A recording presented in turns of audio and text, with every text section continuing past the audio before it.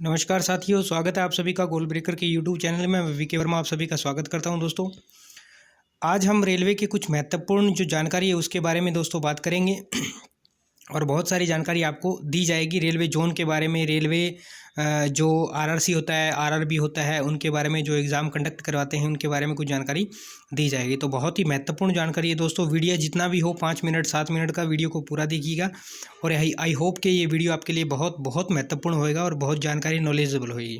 तो चलिए आज की वीडियो को शुरुआत करते हैं। उससे पहले अगर आप चैनल पर पहली बार विजिट कर रहे हैं तो आपसे रिक्वेस्ट है, चैनल को सब्सक्राइब कर लीजिएगा और बेल आइकन को प्रेस कर लीजिएगा। चलिए चलते हैं, एक छोटी सी रिपोर्ट है उसकी तरफ चलते हैं। दोस्तों, ये छोटा सा स्ट्रक्चर दिया हुआ है रेलवे का, किस तरह का छोटा सा स्ट्रक्चर रहता है उसके बारे में, रेल मंत्री, रेल के मेंबर किस तरह के, ये टोटल डिटेल दी गई है ऊपर और थोड़ी सी नीचे भी डिटेल। ये रेलवे बोर्ड के मंत्री किस तरह से, रेल राज्य मंत्री, रेलवे बोर्ड मंत्री, रेल राज्य मंत्री, इस तरह से थोड़ा स्ट्रक्चर दिया है। उसके बाद में इसकी पूरी मेंबर डिटेल का, मेंबर स्टाफ का, मेंबर इंजीनियरिंग का, इस तरह से आपका डिटेल में ये पूरा स्ट्रक्चर बनाया है कि कहाँ से चल के और कहाँ नीचे जो है चैनल आपका इस तरह से डिवाइड हो जाता है। ठीक है। उसके बाद में आपके ये रेलवे बोर्ड के पदाधिकारी दिए हैं, ये प्रधान कार्यालय के पदाधिकारी अलग अलग जो हैं आपके दिए हुए हैं। इस तरह से ये आपका दिया हुआ है। इसके बारे में हम टोटल जो है डिस्कस करने वाले हैं। तो चलिए चलते हैं। ये दोस्तों आपको रेलवे जोन और उनके हेडक्वार्टर के बारे में ये बताया गया है। इसमें हम अगर बात करें तो ये हमारा दिया है मध्य रेलवे यानी कि सेंट्रल रेलवे जो है वो मुंबई हेडक्वार्टर है उसका। पूर्व रेलवे उसका कोलकाता हेडक्वार्टर यानी ईस्टर्न रेलवे का।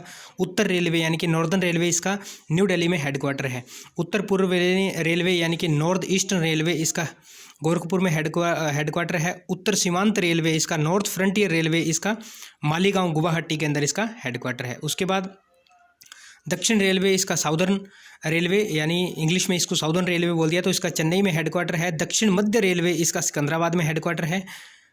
और पश्चिम रेलवे यानी वेस्टर्न रेलवे इसका फिर मुंबई में हेडक्वार्टर है। एक और पहले आया मध्य रेलवे, ये सेंट्रल रेलवे का भी वहीं था मुंबई में। उसके बाद बात करते हैं जो दक्षिण पूर्व रेलवे, साउथ ईस्टर्न रेलवे, इसका हेडक्वार्टर जो है वो गार्डन रिच कोलकाता के अंदर है। उसके बाद पूर्व मध्य रेलवे, ईस्ट सेंट्रल रेलवे की अगर बात करें तो इसका हाजीपुर में जो है हेडक्वार्टर है। उसके बाद उत्तर पूर्व रेलवे जो ईस्ट वेस्टर्न रेलवे है इसका जयपुर के अंदर हेडक्वार्टर है। और पूर्व तट रेलवे, ईस्ट कोस्ट रेलवे जिसको बोलते हैं, इसका भुवनेश्वर के अंदर हेडक्वार्टर है। अगर बात करें आगे 13 नंबर की, अगर 13 नंबर की बात करें तो यहाँ पे हमारा दिया हुआ है दक्षिण पश्चिम रेलवे, साउथ वेस्टर्न रेलवे जिसका हुबली के अंदर हेडक्वार्टर है। 14 नंबर है उत्तर मध्य रेलवे जिसका नॉर्थ सेंट्रल रेलवे इंग्लिश में बोलते हैं, इसका इलाहाबाद में हेडक्वार्टर है। बात करें अगर 15वां जो हमारा है रेलवे उसकी बात करें तो ये पश्चिम मध्य रेलवे, वेस्ट सेंट्रल रेलवे, इसका जबलपुर में हेडक्वार्टर है। और 16 नंबर की अगर बात करें तो ये दक्षिण पूर्व मध्य रेलवे है जो साउथ ईस्ट सेंट्रल रेलवे है जो बिलासपुर में है। और ये है 17 नंबर जो कोलकाता मेट्रो यानी कि इसका कोलकाता के अंदर ही हेडक्वार्टर है। तो ये आपके जोन और इनके हेडक्वार्टर कहाँ कहाँ स्थित है ये आपका पूरा डिटेल इसके अंदर दिया हुआ। दोस्तों, ये रेलवे के बारे में कुछ उपहार के बारे में बताया गया है, इसकी भी थोड़ी सी चर्चा करते हैं। कोई भी रेल सेवक अपने परिवार के किसी सदस्य या किसी अन्य व्यक्ति को अपनी ओर से उपहार लेने की न तो अनुमति देगा और न ही स्वयं स्वीकार करेगा। मुफ्त यातायात, भोजन, आवास, अन्य सेवाएं अथवा निकट संबंधी और मित्र जिनका रेल सेवक के साथ सरकारी व्यवहार नहीं है के अलावा किसी अन्य व्यक्ति द्वारा दिया गया धन संबंधी उपहार में शामिल है। यानी कि वो उपहार न तो उसको लेने की अनुमति देगा या न ही स्वीकार करेगा। इस तरह का आपका उपहार के अंदर रहता है। रेल सेवक को अपनी सरकारी कामकाज के संबंध रखने वाले व्यक्तियों, औद्योगिक और व्यवसायी फर्मों द्वारा दिया गया खर्चीला स्वागत या बार बार स्वागत स्वीकार नहीं करना चाहिए। यानी कि जो भी व्यवसायी या कोई औद्योगिक आपको बार बार जो करता है ना, आपका स्वागत करता है, खर्चीला उपहार देता है, तो आपको उसका स्वागत नहीं करना है। रेलवे कर्मचारी के लिए इस तरह की इंस्ट्रक्शन दी रहती है। रेल सेवक शादी, वर्षगांठ, श्राद्ध अथवा अन्य धार्मिक उत्सवों पर प्रचलित धार्मिक और सामाजिक रीति के अनुसार अपने निकटतम रिश्तेदार को उपहार प्राप्त कर सकता है। यानी कि अगर आपके इस तरह के कोई है तो आप उपहार प्राप्त कर सकते हो। ये 4-5 तरह की आपकी कंडीशन दे रखी है। परंतु उपहार का मूल्य निम्न दर्शाई गई राशियों से अधिक हो तो उसे इसकी सूचना सरकार को देनी होगी। यानी अगर आप उनसे उपहार लेते हो तो उन उपहार का मूल्य क्या है, जो ये दिया गया इससे अगर ज़्यादा रहता है तो आपको सरकार को जो है वो सूचना देनी पड़ेगी। चलिए क्या दे रखा है उपहार के अंदर, ये दे रखा है अगर ग्रुप ए पद पे जो कार्यरत है रेल के कर्मचारी उनको 7,000 से ऊपर नहीं होना चाहिए, ग्रुप बी के अंदर 4,000 से ऊपर नहीं होना चाहिए, ग्रुप सी के अंदर 2,000 नहीं होना चाहिए, ऊपर नहीं होना चाहिए, और ग्रुप डी के अंदर जो है 1,000 से ऊपर आपका कोई भी इस तरह का उपहार नहीं होना चाहिए, जो शादी, वर्षगांठ, श्राद्ध अथवा अन्य धार्मिक जो आपके उत्सव है उसमें प्रचलित रीति रिवाज के हिसाब से जो दिया जाता है। ऊपर बात करते हैं आगे जो आपको दे रखा है उसके बारे में थोड़ा सा, और एक ये बड़ा ही इंटरेस्टिंग सा फैक्ट आपको दे रखा है कि दहेज के बारे में ये दे रखा है। जिस तरह से ये है आप देख सकते हो कि न तो कोई दहेज लेगा और न ही दहेज देगा और न ही ऐसे लेन देन को प्रोत्साहित करेगा। दूल्हा या दुल्हन जो भी हो के रिश्तेदारों, माता पिता या अभिभावक से प्रत्यक्ष या परोक्ष रूप से दहेज की मांग नहीं करेगा। तो ये बड़ी ही महत्वपूर्ण रेलवे की कुछ जानकारियां हैं। एक यहाँ पे दे रखा है कि जो रेल कर्मचारी उसका किस तरह से आपको दिखाया गया है। प्रत्येक रेल सेवक हर समय पूर्ण रूप से सत्यनिष्ठ रहेगा, कर्तव्य परायण रहेगा, ऐसा कोई कार्य नहीं करेगा जो रेल अथवा रेल कर्मचारी के लिए अशोभनीय हो। यानी कि इस तरह का कोई काम नहीं करेगा जिससे उसकी रेल जो है उसको क्या लगे, कलंक लगे, इस तरह का कोई काम नहीं करेगा। नंबर 3 पे दे रखा है तत्परता एवं शिष्टाचार, यानी कि आपके अंदर तत्परता होनी चाहिए, शिष्टाचार होना चाहिए। कोई भी रेल सेवक अपनी सरकारी सेवा के दौरान अपशिष्ट तरीके से कोई व्यवहार नहीं करेगा।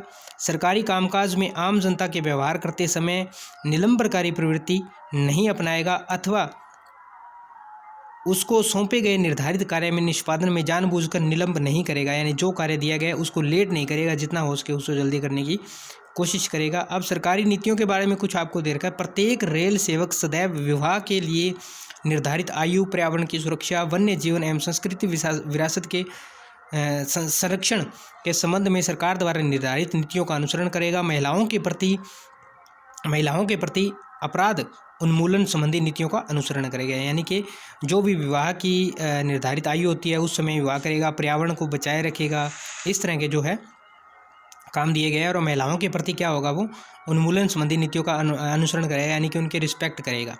अब है कार्यरत महिलाओं से यौन उत्पीड़न पर निषेध। कोई भी रेल सेवक किसी महिला के कार्यस्थल पर उसके यौन उत्पीड़न संबंधी किसी भी कृत्य में संलिप्त नहीं होगा। यानी कि कार्यस्थल पर अगर कोई महिला वहाँ पे लेडीज़ कर्मचारी है तो उसके साथ कोई भी यौन उत्पीड़न का इस तरह का मामला नहीं होना चाहिए ये रेल कर्मचारी के लिए।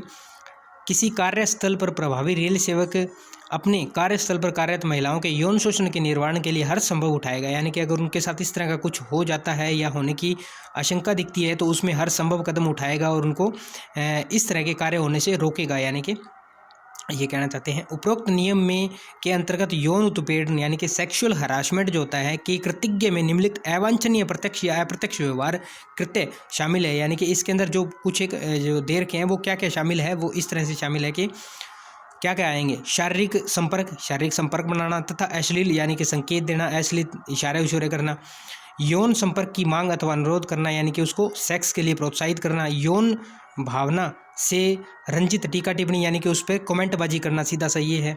किसी अश्लील कृत्य का कथन या प्रदर्शन करना यानी कुछ इस तरह की बात कह देना या कर देना जिससे गलत हो वो।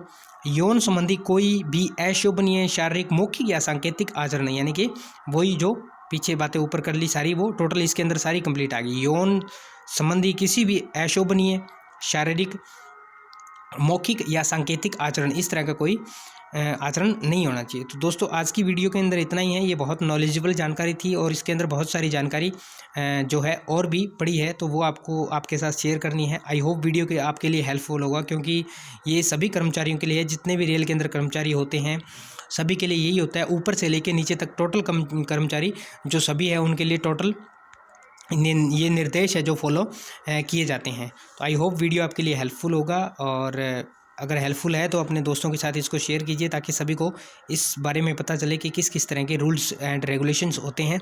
और चैनल को अगर आप पहली बार विजिट कर रहे हैं तो प्लीज़ सब्सक्राइब कर लीजिए और बेल आइकन को प्रेस कर लीजिए हमारे चैनल पर इस तरह की बढ़िया से बढ़िया और अच्छी अच्छी वीडियो आपको प्रोवाइड की जाती है, सच्ची वीडियो प्रोवाइड की जाती है, अकेले अच्छी नहीं। और आज के लिए इतना ही दोस्तों, तब तक के लिए जय हिंद, जय भारत, वंदे मातरम।